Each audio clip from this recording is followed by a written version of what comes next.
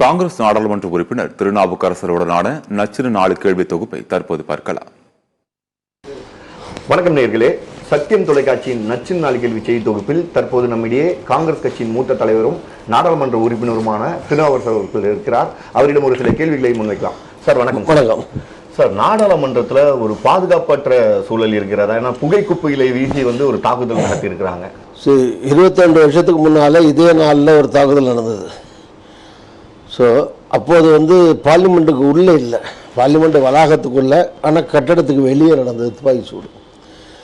இந்த இடத்துல நடந்தது அதை விட மோசமான தாக்குதல். ஏன்னா இப்போ பால்களிலேருந்து குதித்து எம்பிக்கள் இருக்கிற கூட்டத்துக்குள்ளே விழுந்து அங்கே புகை குப்பியை கொண்டாந்து அடித்து, அதுவே இப்போ சப்போஸ் இப்போ சாதாரண புகையா ஸ்லோ பாய்சனாக தெரியாது, ஹெவி பாய்சனாக இருந்துச்சுன்னா, பாமாக இருந்துச்சுன்னா என்ன இருக்கும்? குண்டு வெடிச்சு அவனும் போயிருப்பான். அங்கே இருக்க 150 எம்பி, பப்ளிக்கு, பொதுமக்கள் இருந்தவங்க, அதிகாரிகள். அது தவிர கட்டடம் புதுசாக கட்டின பல ஆயிரம் கோடி செலவு பண்ணி கட்டடம், இதெல்லாம் போகிறதோடு மட்டும் இல்லை, இந்தியாவுக்கு அவப்பெயர் அரசாங்கத்துக்கு ஒரு அசிங்கமாக இருக்குமே, கேவலமாக இருக்குமே.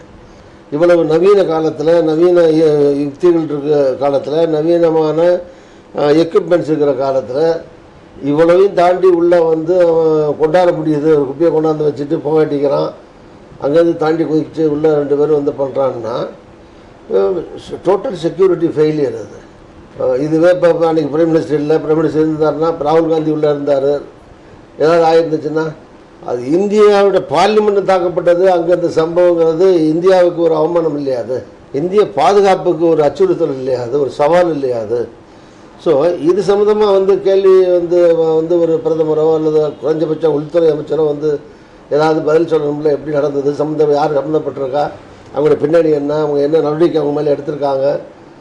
ஸோ இதில் ஏதாவது சர்வதேச பின்னணி இருக்கா, இந்தியாவுக்குள்ள தீவிரவாத அமைப்புகள் ஏதாவது பின்னணியில் இருக்கா, இதெல்லாம் அவங்க ஒரு ஆதாரபூர்வமாக ஒரு அத்தன்டிகேட்டடாக சொல்கிறதுனா அட்லீஸ்ட் ஒரு ஹோம் மினிஸ்டராக பதில் சொல்ல வேணாமா, உள்துறை அமைச்சராவது? தற்போது பிரதமர் பேசியிருக்கிறாரு. இந்த விஷயம் கவலைக்குரிய ஒரு விஷயம். இதை அரசியல் கட்சிகள் எதிர்கட்சிகள் அரசியலாக்காதீங்க அப்படின்னு சொல்லியிருக்காரு. எதைத்தான் அரசியலாக்குவாங்க எதிர்கட்சிகள் எல்லாம்? விலைவாசி உயர்வு அரசியலாக்காதீங்க, வேலையில்லா திண்டாட்டம் அரசியலாக்காதீங்க, அவர் கொடுத்த வாக்குறுதி எல்லாம் கேட்டால் அரசியலாக்காதீங்க, குண்டு அடித்தா அரசியலாக்காதீங்க. எது அது மற்றவங்கள என்ன எல்லாம் அவங்க சாமியார்கள்லாம் அரசியல் பண்ணுவாங்க, அரசியல்வாதிகள்லாம் சாமியார் மாதிரி இருக்கணுமா? இந்தியா கூட்டணி ஒரு உடைந்து போகும் ஒரு கூட்டணி. அவங்க கட்சி தலைவர்கள ஒரு ஒற்றுமை இல்லைன்னு சொல்லிட்டு எல்முருகன் குற்றம் சுமத்திருக்கிறார்.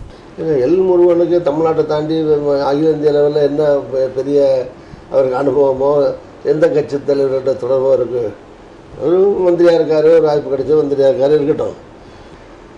அவங்க சொல்கிற மாதிரி அது ஒரு அரசியலாக ஒரு ஸ்டேட்மெண்ட் கொடுத்துருக்காரு, அவ்வளோதானே தவிர இந்தியா கூட்டணி வலுவாக இருக்குது, ஸ்ட்ராங்காக இருக்குது, அதில் ஒன்றும் பிரச்சனை இல்லை.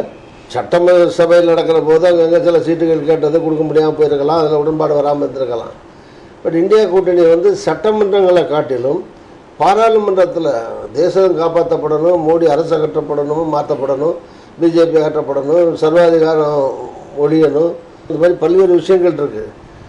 ஸோ இது இந்த கூட்டணி அதை மத்திய தேர்தலை மையமாக வச்சது. அதுக்காக ஸ்டேட் கவர்மெண்ட்டில் எங்கெங்கே வாய்ப்பு இருக்கோ அங்கெல்லாம் இப்போ தமிழ்நாட்டில் திமுக, காங்கிரஸ் எங்கள் கூட்டணி ஸ்ட்ராங்காக இருக்குது, அப்படியே இருக்கும். சில மாநிலங்களில் கூட்டணி இல்லாமல் இருக்கும், சில மாநிலங்களில் கூட்டணி போட முடியாது. இப்போ வெஸ்ட் பெங்கால் விட்டுருங்க, கேரளா வச்சுருக்காங்க. கேரளாவில் காங்கிரஸும் கம்யூனிஸ்ட் தான் ஆளுங்கட்சி, எதிர்கட்சி. நாங்கள் ஆளு 10 சீட்டாக போட்டு நிற்க முடியும்.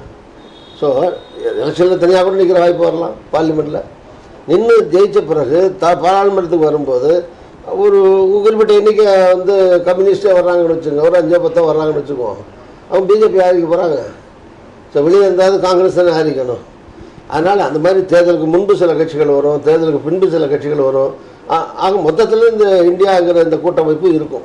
3 மாநில தேர்தலில் பாஜக வெற்றி பெற்றதுக்கு பாஜக எதிரான வாக்குகளை ஒன்று சேர்க்காதான் காரணம்னு சொல்லிட்டு தமிழக முதல்வர் சொல்லியிருக்காரு. இந்த பாஜக வாக்குகளை ஒன்று சேர்ப்பதற்கு என்ன மாதிரியான முயற்சிகளை இந்தியா கூட்டணி எடுக்கும்? இல்லை, அவர் முதலமைச்சர் திரு ஸ்டாலின் அவர்கள் சொல்லியிருக்கிறது சரியான கருத்து தான். சில மாநிலத்தில் அகிலேஷ் யாதவ், மம்தா பானர்ஜி, அங்கே இருக்கிற கம்யூனிஸ்டுகள், இது மாதிரி இந்த கட்சிகள் எல்லாம் இருக்கிற சேர்த்துக்கிட்டு அவங்களுக்கு 4, 3, 5 கொடுத்துட்டு நின்றுருந்தாங்கன்னா அந்த ஓட்டு ராஜஸ்தானில் 1.5% தான் வித்தியாசம். பிஜேபிக்கும் காங்கிரஸுக்கும் வித்தியாசம் 1.5% தான். மொத்தமே 9 லட்சம் ஓட்டு தான் வித்தியாசம். 1.5% 9 லட்சம் ஓட்டில் ஆட்சி மாறி வந்திருக்கு. ஸோ அதே மாதிரி வந்து ரொம்ப குறைவான ஓட்டு தான் சதீஷ்கர்லாம் ஒரு 50 தொகுதியில் வந்து 500 ஓட்டுக்குள்ளே எல்லாம் தோற்றுருக்கு. ஸோ இதெல்லாம் இந்த கூட்டணிலாம் சேர்ந்து நின்றுதான் வெற்றி பெற்று பிஜேபி வராமல் போயிருக்கலாம், காங்கிரஸ் வந்திருக்கலாம், அதுக்கு வாய்ப்பு இருந்தது. ஸோ இதையும் ஒரு எக்ஸ்பீரியன்ஸாக எடுத்துக்கிட்டு நீங்கள் வரக்கூடிய பாராளுமன்ற தேர்தலில் யார் யாருக்கு எங்கே வாய்ப்பு இருக்கோ அவங்களுக்கு அந்த இடங்களை கொடுத்து பகிர்ந்துக்கிட்டு கூட்டணியை வந்து முறையாக எல்லாரும் நிற்கிறதுக்கான சந்தர்ப்ப வாய்ப்புகளோடு இந்த கூட்டணி தேர்தலை சந்திக்கும். நீதிமன்றம் கூறிய பிறகு தமிழக ஆளுநர் சட்ட மசோதா குறித்து விவாதிப்பதற்காக தமிழக முதல்வரை அழைப்பு விடுக்கிறார். இது எந்த மாதிரியான ஒரு செயல்பாடுகள் காமிக்கிறது? நீதிமன்றம் கூப்பிட்டு பேசுங்க, 2 பேரும் இருந்து பேசுங்கன்னு சொல்லியிருக்காங்க. பேசுங்க முதலமைச்சர் பதில் சொல்லியிருக்காருல, அது மாதிரி அவருடைய மைண்ட் செட்டில் வந்து மாற்றம் வேணும்ல. பேசுறது என்ன இருக்குது, போனாலும் போய் பேசலாம். பேசினா 2 பேரும் என்ன மல்லுக்கட்டாக போகிறாங்க? முதலமைச்சரும் ஆளுநர் என்ன குஸ்தி போட போகிறாங்களா, இல்லை பலப்பரிச்சை பண்ணிக்கிற போகிறாங்களா, சிலம்பு விளையாட்டா குஸ்தி சண்டையா? போய் டயலாக் தானே 2 பேரும் உட்காந்து பேச போகிறாங்க. பட் மன அளவில் மாற்றம் இல்லாமல், அவருடைய நடவடிக்கைகளில் மாற்றம் இல்லாமல் முதலமைச்சர் போய் பேசி அதில் என்ன போய் பார்த்தோம் பேசணும் அப்படின்னு சொல்கிறதுல மட்டும் என்ன ஆகிட போகுது? ஸோ அவருடைய ஆட்டிடியூடில் மனோபாவத்தில் மாற்றம் வரணும். மாநில ஒரு அரசு, தேர்ந்தெடுக்கப்பட்ட மக்கள் அரசு, அதை மதிக்கணுங்கிற அபிப்பிராயம் அவருக்கு இருந்தால் தான் போய் பேசுறதுலேயே பயனுள்ளதாக இருக்கும். இறுதியான கேள்வி, நாடாளுமன்ற தேர்தல் நெருங்கி வரக்கூடிய சூழல்ல வந்து காங்கிரஸ் கேட்கக்கூடிய தொகுதிகளும் தொகுதிகளின் எண்ணிக்கையும் திமுக தரும் என்ற எதிர்பார்ப்பிற்காக வாய்ப்புகள் இருக்கிறது. ஏற்கனவே இந்த கூட்டணி சட்டமன்றத்தில் இருந்தது, நாடாளுமன்றத்தில் இருந்தது, சிறப்பாக 2லேயும் வெற்றி பெற்றது, கூட்டணி தொடர்கிறது. இன்னும் 4-5 மாதம் இருக்குது எலெக்ஷனுக்கு. அதனால் இப்போ எவ்வளவு சீட்டு, என்ன இதே சீட்டா, கூடுமா குறையுமா, அல்லது எந்தெந்த தொகுதி, இதெல்லாம் வந்து இதுக்கு டைம் இருக்குன்னா தேர்தல் அறிவிச்ச பிறகு இதை குறித்தெல்லாம் பேசுவோம். கூட்டணி உறுதியானது தொடர்கிறது, சுமூகமாக போகும், எந்த பிரச்சனையும் இருக்காது.